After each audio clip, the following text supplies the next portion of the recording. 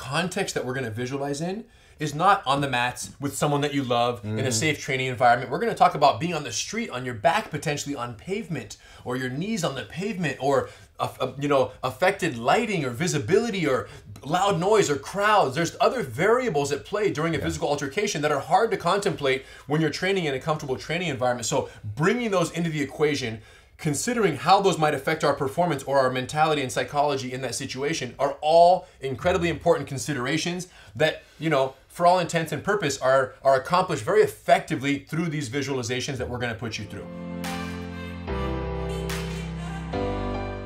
All right, friends, have a seat, close your eyes, and let's take a ride to the gas station. So imagine we pull up at the corner gas station and there's an open spot. So we pull right into the pump right there.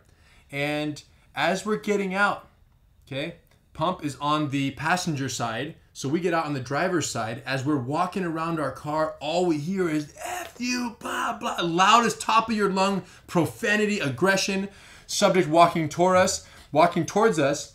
And at that point, we quickly recognize that we have a situation on our hands. We don't know what happened. We don't know why.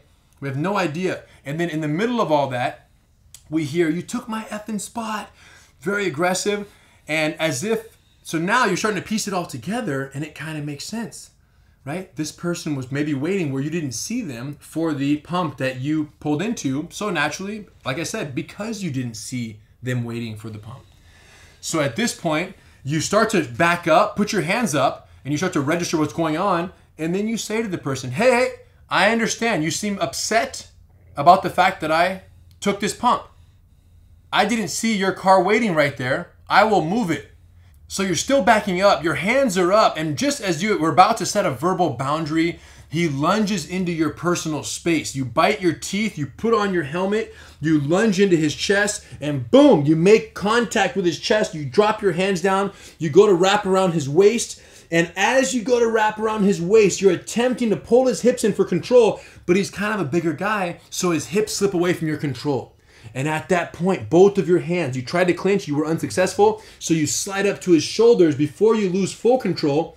You're holding onto his shoulders, you take 2 steps, you step forward, you squat down, you shoot back, you pull him into your guard, you cross your legs behind his back, you swim. As he pulls away, you stay very close, right? And you make sure to keep your head up so you didn't hit your head on the pavement when you guys fell down.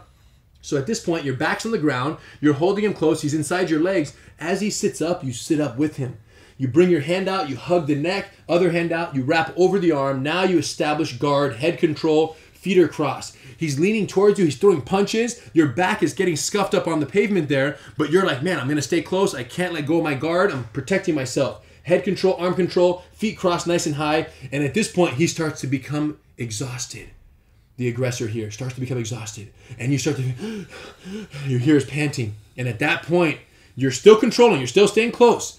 At that point, you're conserving energy and you say to him, hey, I'm sorry. I took your parking spot. I didn't mean to. I didn't see you waiting.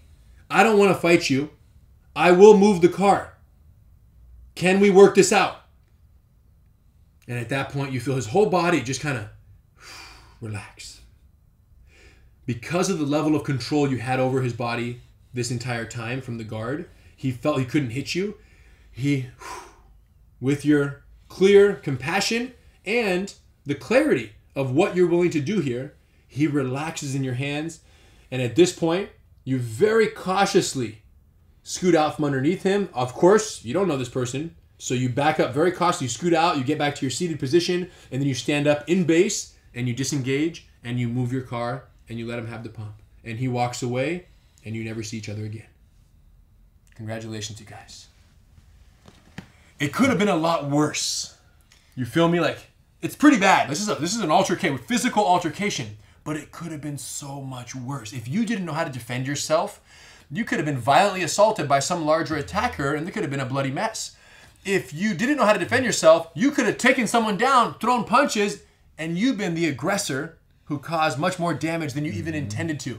The fact is, for a physical altercation to happen and for the fire to be put out with very little strikes thrown and a lot of just holding and controlling and waiting and exhaustion of energy is the best possible outcome in a physical altercation considering all the variables and everything else that could possibly go wrong. Yep, I think it went great.